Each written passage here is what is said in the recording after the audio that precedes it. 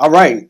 So what's going on, everybody, and welcome to the Go Follow Up podcast. I am here today with Nic Esposito, Zero Waste and Litter Director of Philadelphia. Longtime friend. What's going on, Nick? How you feeling, man? I'm feeling good, John. Thanks for coming by. Well, thank you. Thank you for taking the time, man.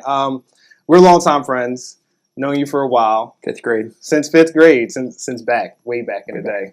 And you got a lot of interesting things going on right now. So I wanted to, sit down, kind of, figure out what the zero waste and what that movement is all about. So before we even get into that, for anybody who doesn't know who you are, why don't you give us a little bit of background about, who you are, where you're from, what you do, and, maybe kind of briefly touch on what you got going on right now. Sure, yeah. So, John and I, we grew up in South Jersey, right across the bridge from Philadelphia. Always, kind of like on the outside looking at, you left Philadelphia, right? Your family was from here and you moved out. And my family was too, from way back in the day. So, grew up in the suburbs. And after high school and then after college, I definitely wanted to kind of, see the world and adventure around a little bit. So, as I did that, I knew that I kind of just didn't want to do it just through just traveling. So I signed up with the AmeriCorps, National Civilian Community Corps, the NCCC, and ended up going into Katrina Relief right after Hurricane Katrina. And that actually kind of, it really will circle back to what I'm doing now, because what I saw there was kind of, what happens after people are gone. It's really interesting that, you're going through these neighborhoods that were completely wiped out in New Orleans and just gutting houses and seeing the sheer magnitude of things and stuff and people's entire lives in these houses.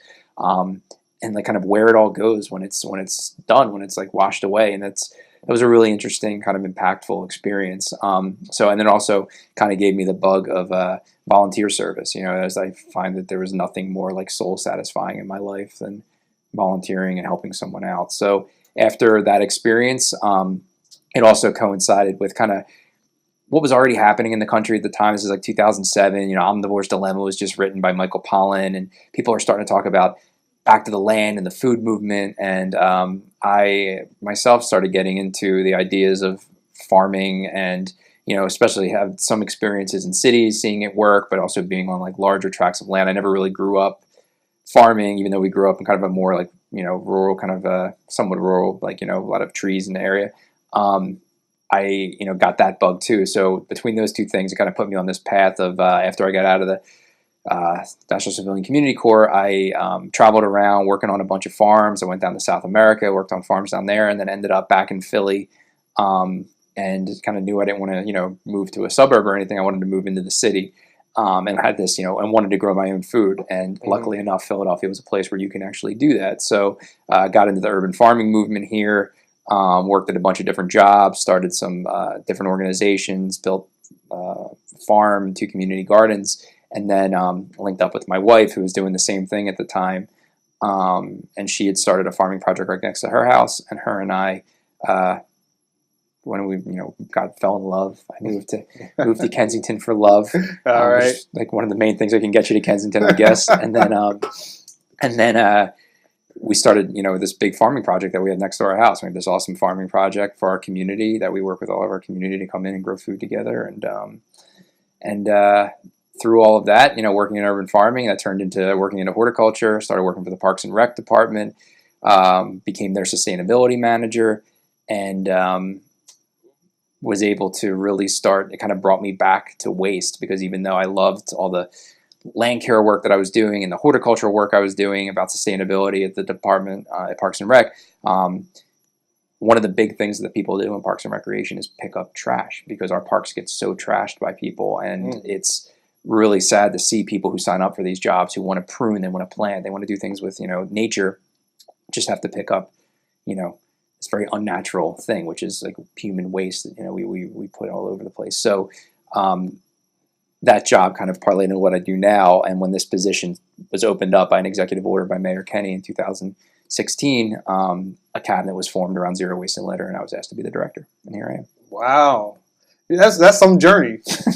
That is some journey, man. Because I've known you, like I said, I've known you for a while, so I've kind of watched you, graduate, and if that's the good word for it, and just kind of take these steps. And you got a lot of things going on, aside from being a director of Zero Waste and Litter, you're also an author.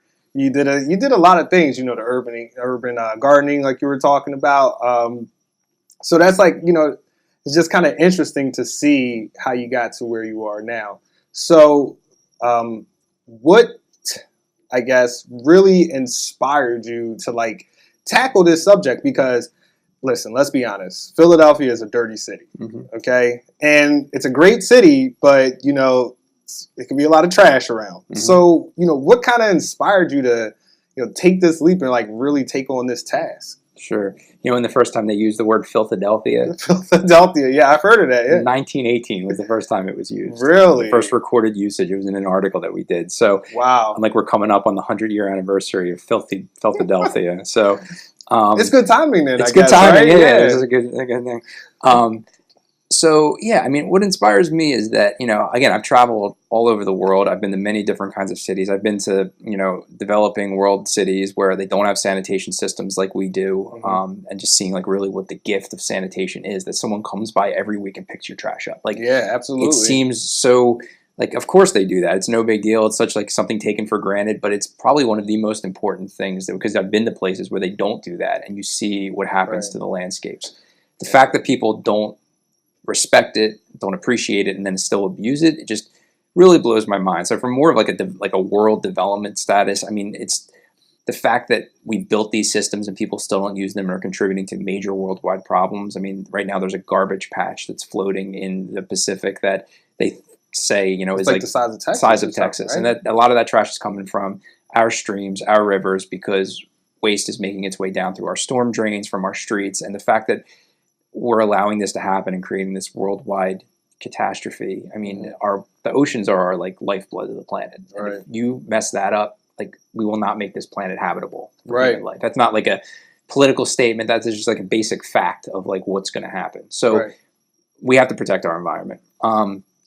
So that part drives me. But another part is like, again, growing up in an area like we did, where we had, newer developments with older houses and, large landscapes, and like, yeah, you can go and like, I remember walking up and down the like road, kind of like one of the main roads where we live, right to like the Nike missile base where we used to go. Yeah. Like, and there would be just trash on the side of the road, but then you get into the neighborhoods and everyone's properties are kept really clean and it's just, seeing what could be, and then seeing that how other people live, or especially other cities where it's like extremely clean and it's so nice, and even parts of this city that are extremely clean, but then parts that aren't. Thinking that, I guess it just comes with more of the just socialist mindset that I have of like, if we can't make this work and create this for everybody, it's like, what's it worth having, right? So like, my view is that like everyone in the city should have clean streets. Everyone in the city should have,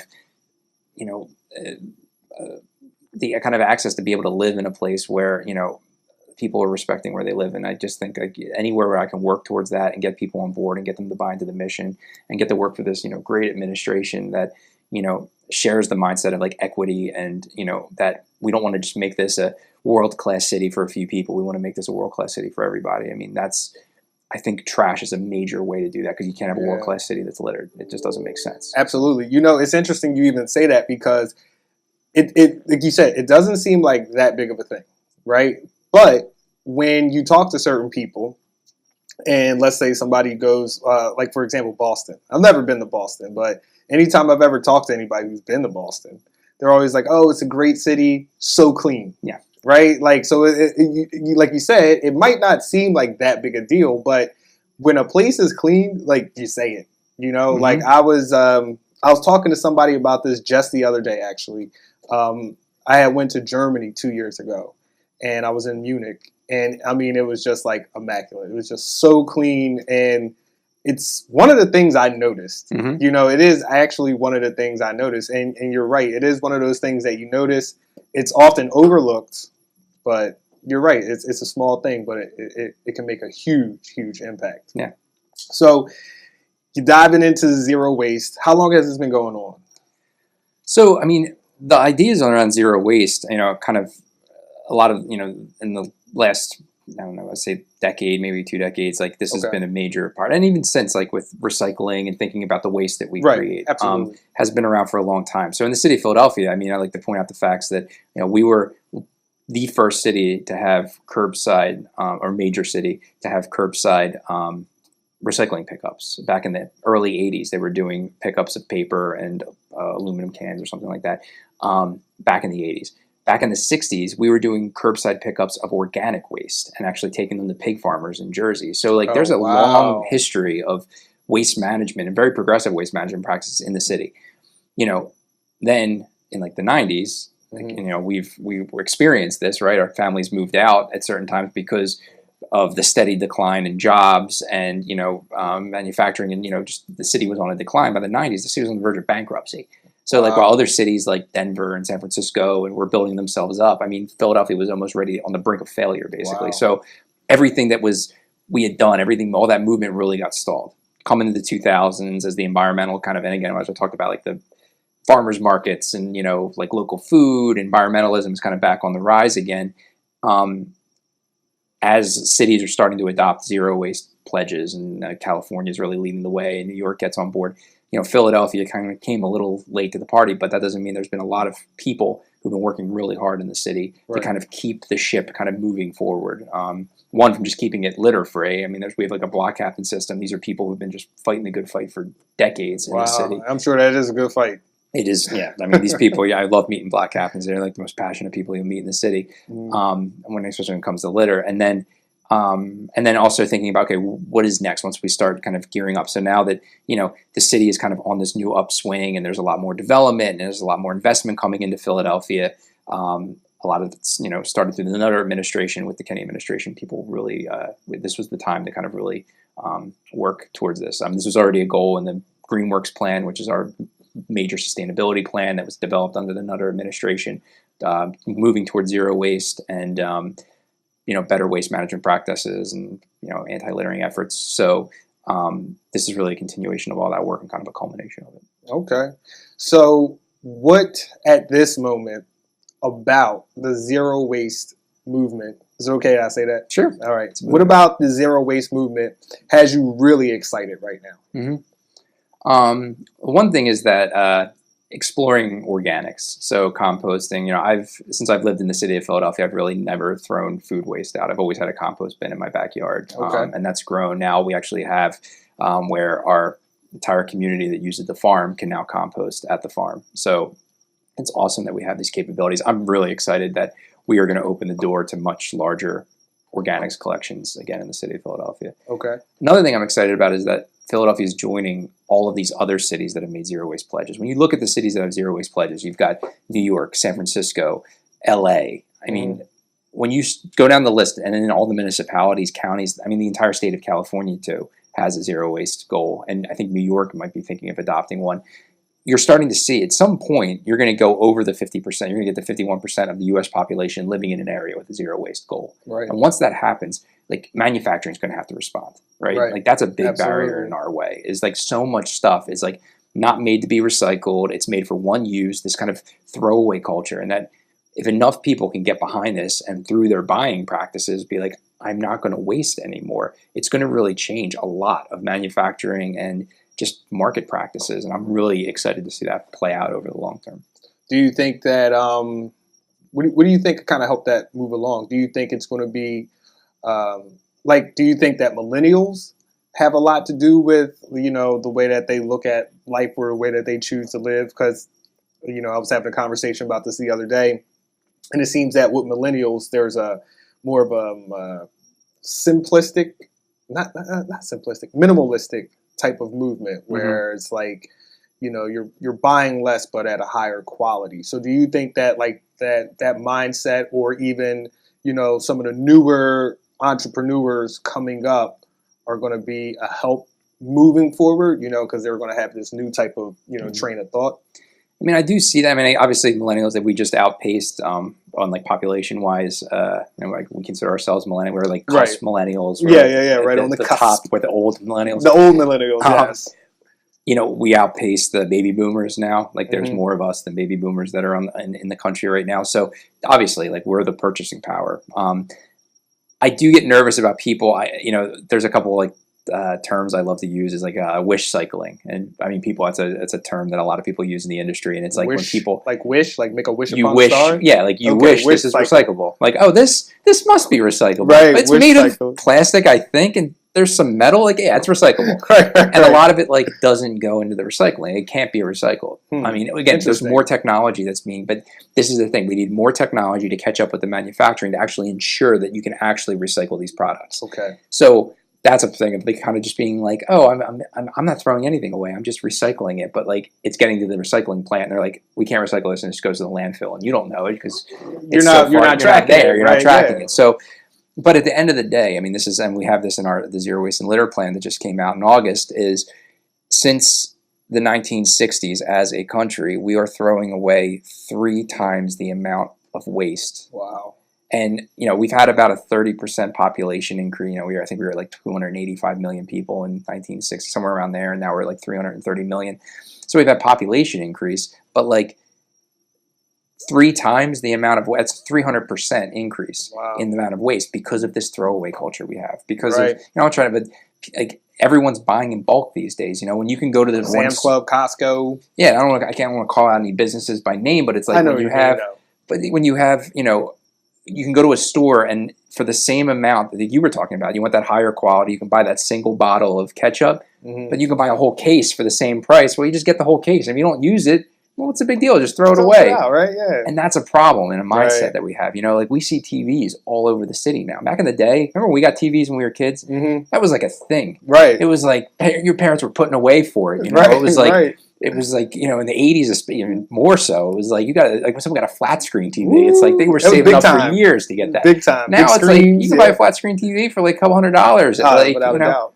And now you're seeing that it's like, cell phones. You got, how long did you have that like cordless phone that sat on or the phone with the twirly cord that sat on your wall, right? I had the same cord phone. Got tangled up. Yeah, exactly. Anymore, right? And I remember having it for like my entire like life. We had the same phone hanging on the wall, and it's like now you get a new cell phone every 2 years. It's just like the amount that we are running through and the amount that we're creating is, and it's keeping pace. I mean, the amount of like it goes with carbon emissions from like the 1980s, like how fast the climate is now accelerating because you have middle classes that are being built in China and India. I mean, absolutely. If we keep up this pace, I mean, again, and bring up the other fact, I don't know if the numbers, last I heard with the numbers is that, U.S. is 5% of the world's population. We consume 25% of its resources. Like that's insane. Like we can't do that anymore.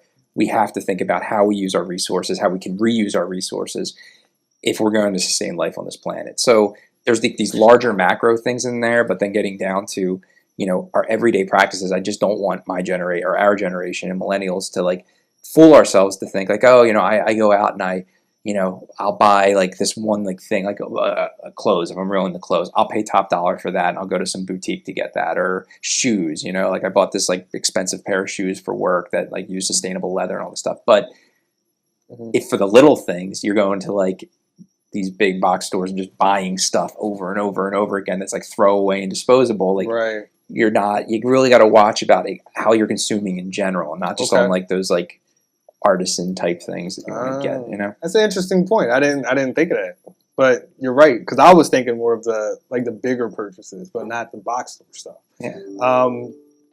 So you might have touched on it, but what do you see? Right now, what is your biggest challenge? What is your biggest challenge to get the zero waste movement like really to get people on board? Because I'll put it to you this way: you got a great vision. Because if somebody had came to me and they asked me that, I would be like, listen, bro, I don't know. That's a pretty tall task, to like get people on board. Yeah. So, what's the biggest challenge that you face with that? Well, so the biggest challenge is what we just talked about. There's consumerism. I mean, that throwaway culture that we've created. Like everything's made to be thrown away. Everything's made for single use. Buy the next one. It's that consumer capitalism based. I mean, that is really like the challenge. Right. How do you combat that? So is it like an education thing that you got to do, or what?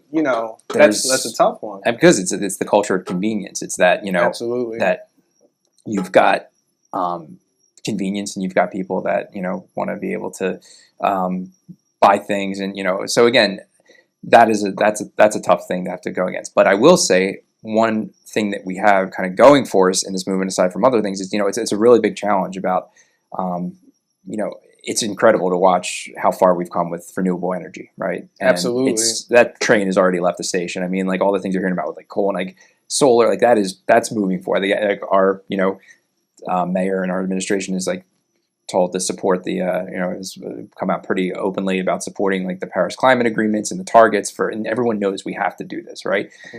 We also want to make sure that people stay employed and that we have jobs and people can live healthy, productive, good lives, The one thing that's great about waste, though, is that, like, which is a little different from like even clean energy, is like carbon emissions, the temperature rising, climate change, like the effects of that. We're seeing it now, like it's real. And if you open your eyes and you're awake to it, it's happening.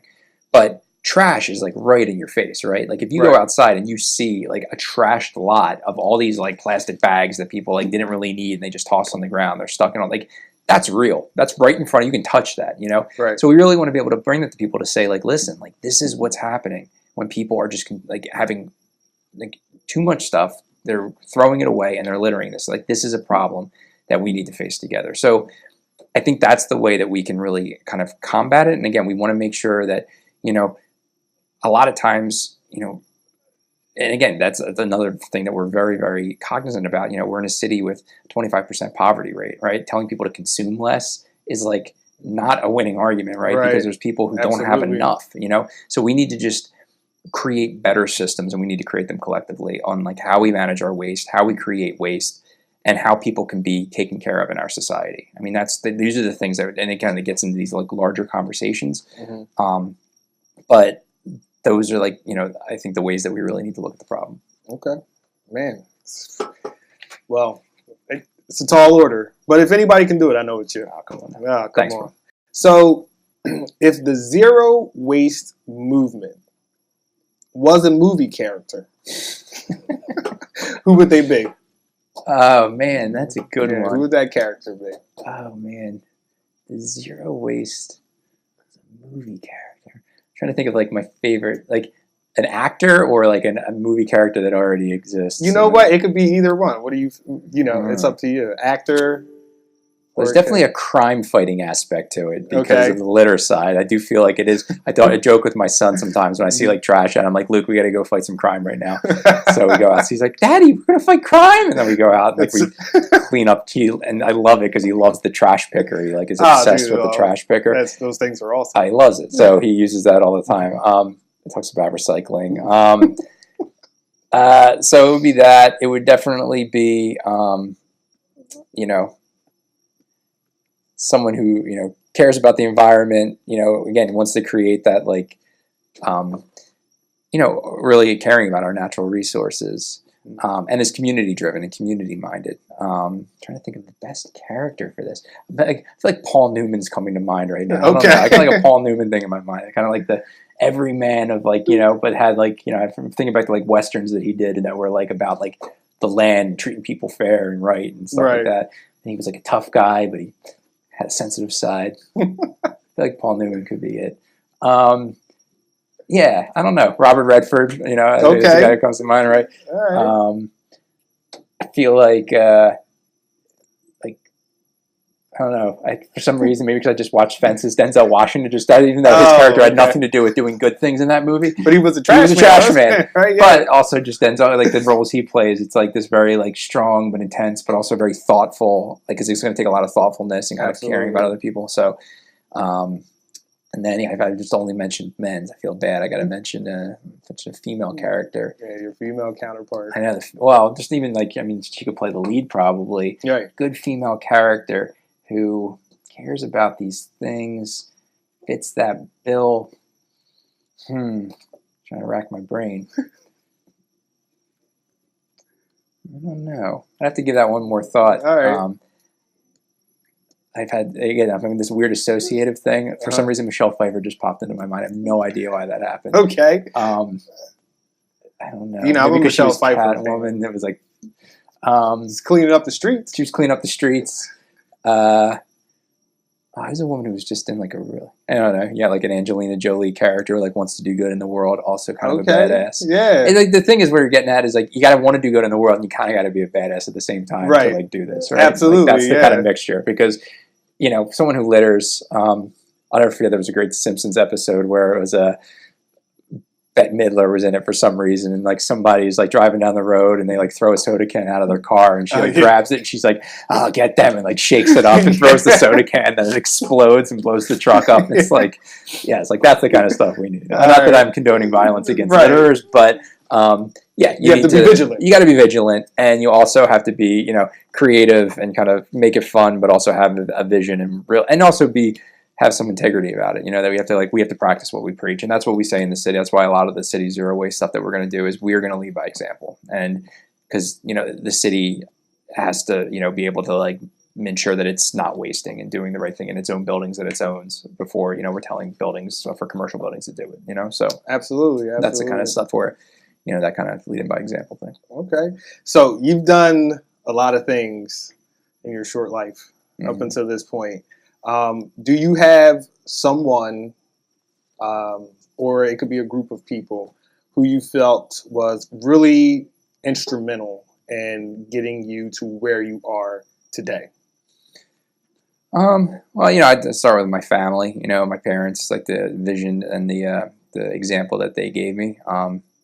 Definitely, as everybody's parents do, they have their own, like, they're imperfect people, but raised us with a lot of really great values and a curiosity. And I always say, like, I think the biggest thing about my parents is they set us up for success, but didn't treat us like investments. It was like they let us. That's pretty good. I like that. I see it around even people that I'm friends with. Is that like it's set like us up for success. You have people who there was an expectation about what they graduated with and what they were supposed to do, and like my parents, like they just, again, it was like that very cliche, like wanting to give us a better life. My dad didn't have didn't go to college. My mom did and became a teacher, and she did it while she was like had 2 kids. She went to college, so it was like the college experience. I was able to go when I was 18 for 4 years, and when I got out, it was kind of like, well, what do you want to do? They let me travel around. Then they just didn't have a qualm with me like traveling around. I was doing volunteer service, but then like living on farms and being like a migrant farm worker for a year, and they were fine with that, and everything it took to get to the point where I'm at, they've been supportive of. So. Definitely that. My wife, Elisa, is my partner in everything, and fighting crime as well. And she's your Catwoman. You're Angelina Jolie. Yeah, I'm Catman. She's Catwoman. We're Cat. Like my son actually calls himself Catboy because there's the show that he watches and he loves Catboy. All right. So yeah, that all works. So yeah, I mean, but like it's hard. This is a hard life, right? Because a lot of I feel like most of my time out of the house, we're about to have a second child, is spent at community meetings. I'm the neighborhood president as well, and just trying to get a lot of stuff done. You have your full work day, then you go home, and then you go to meetings for your community about creating parks and trying to stop litter there and running neighborhood meetings. It's like there's a lot of time out of the house, and she's extremely supportive of that. She's always been, and I really appreciate that. Friends, and then within the city, I've got some incredible mentors. The person I work for, Mike DiBardini, the managing director, has been a mentor of mine. I've known Mike for a long time. I've worked for him in a few capacities, and he's given me a lot of opportunities to kind of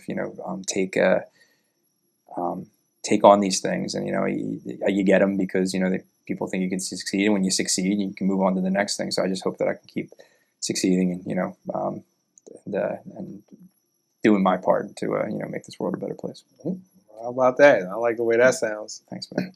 So you're an author, right? You're a writer, a poet, if you will. Has there been one book, all right, that has been very influential for you? Is there that one book that you look back on and once you read it, it kind of really changed or opened your perspective, on the way that you look at the world and, interact with life? And I know you're a reader, so. I am. And I think, the beauty about reading is that it always, that just keeps continuing to happen. So I could give a few examples of when that's happened, different epochs in my life. I would say, the first time when that happened, and was reading, maybe it's a mix of like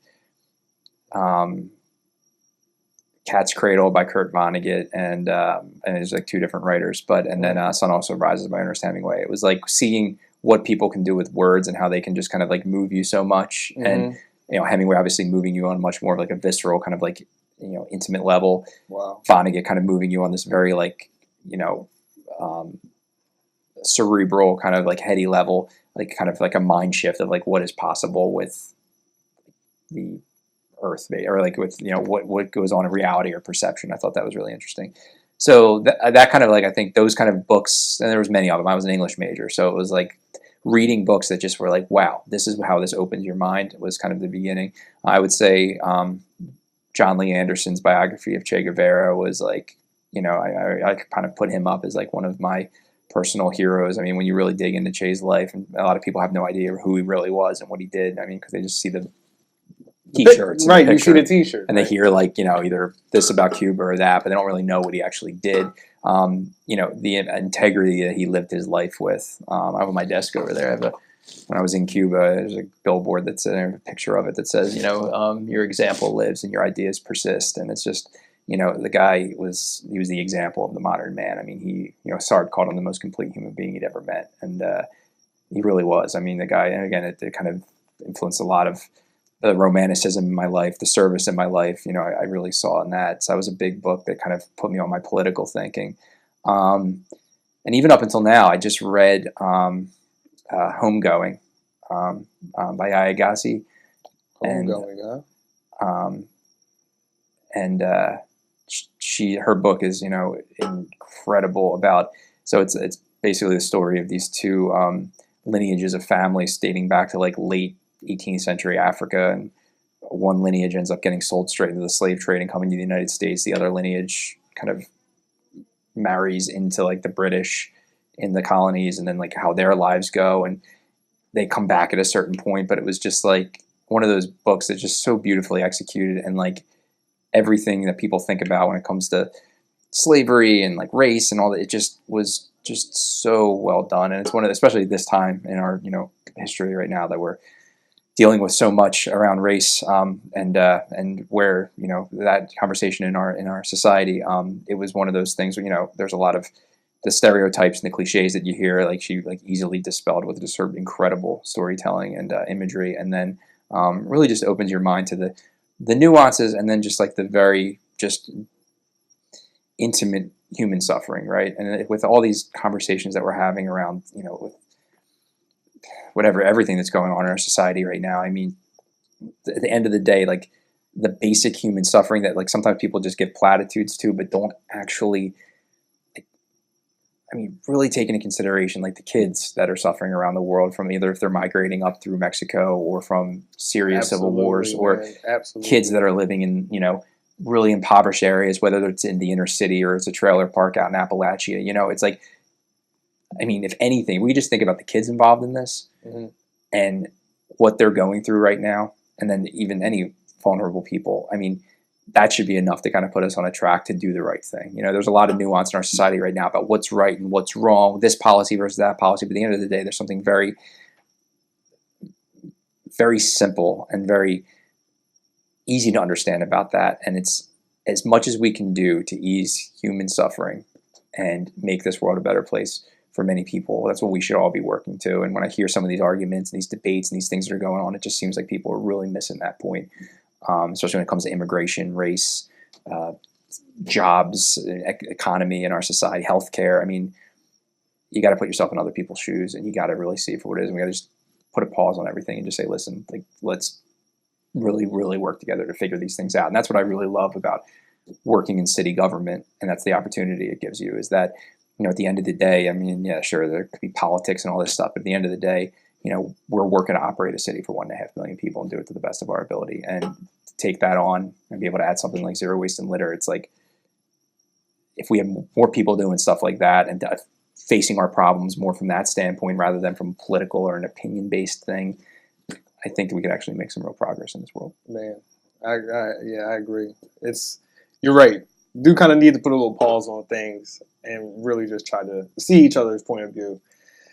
because it's an interesting climate that we're in right now. Very interesting. So let's finish it off. Let's wrap it up. Wrap it up. Wrap it up. Or cut it out. Remember that? What's the name? So today's your last day, all right, on this planet. Mm-hmm. Okay. After this, it's a wrap, baby. It's over. All right.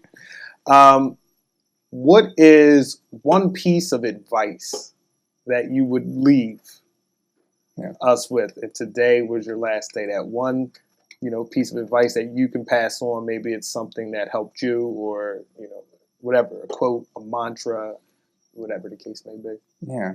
A truth that you see to be true. Sure. I'll use a few things. I use some, I'll go to the heavy hitters on this. I think there's a great quote from Gandhi that said, live simply so others can simply live. And I think we need to kind of remember that a little bit. This whole make America great again stuff. And again, for a country that is 5% of the world's population consumes 25% of its resources, to say that is a little crazy, right? Right. So to think about, this living simply so others can simply live is, I think, something that people really need to start taking to heart again and thinking about what goes on, what the rest of the world looks like, and kind of get outside of your box to really understand what's going on in the rest of the world, and like how good we do have it a lot of times in this country, and how we need to make certain changes and do certain things to kind of sustain it. The other thing that I would say to activists, and this might come off as extremely cliche and corny, but I do believe it. And, it's a Che Guevara quote that he said, at the risk of sounding ridiculous, a true revolutionary is guided by a great sense of love. And I think that what you're seeing in a lot of, again, people are fighting out there because people are suffering, and people have, especially when you're looking at with racial inequity and stuff. I mean, there's a reason that people are out in the streets that with violence in neighborhoods and things like that. But, again, you just seeing the examples of when we've seen major change, like people like Dr. Martin Luther King, like transformative figures that, there was a lot of love in that. And there was a lot of people kind of just standing their ground. And, again, another great, I've heard it attributed to Malcolm X, and I've heard it attributed to King, but if you don't stand for something, you'd fall for anything. You have to stand your ground. You have to have integrity. You have to have a backbone, and you're going to stand up for what you believe in, but doing so with just,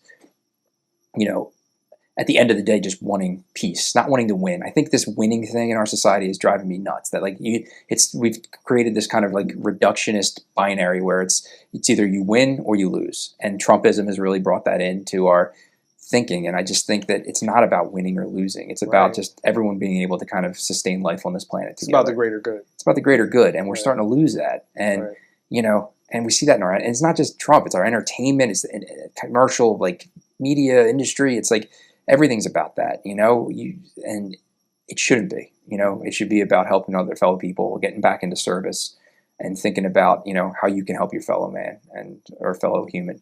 And that's really what, if this was my last day on earth, if I had to leave today, that's what I would hope people would leave it with, is that, your day should consist of what can you do for other people today? Man, powerful stuff.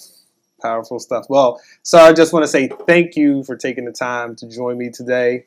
It has been a pleasure. It has been it's been great learning about what you got going on.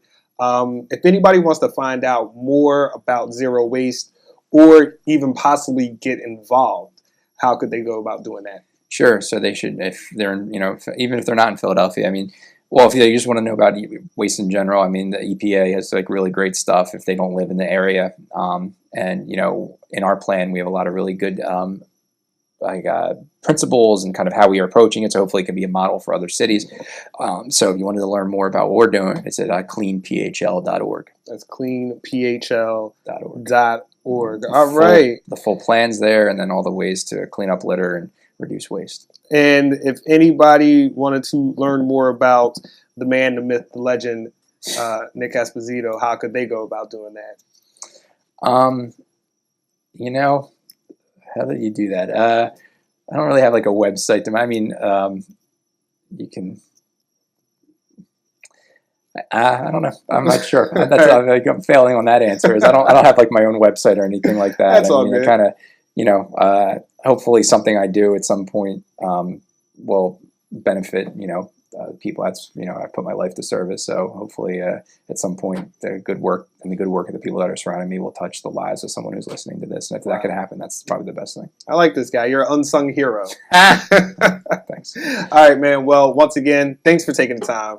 I really appreciate it. And that's it. Always good seeing you, Johnny. All right, brother. All right, brother. Sorry. All right. Well.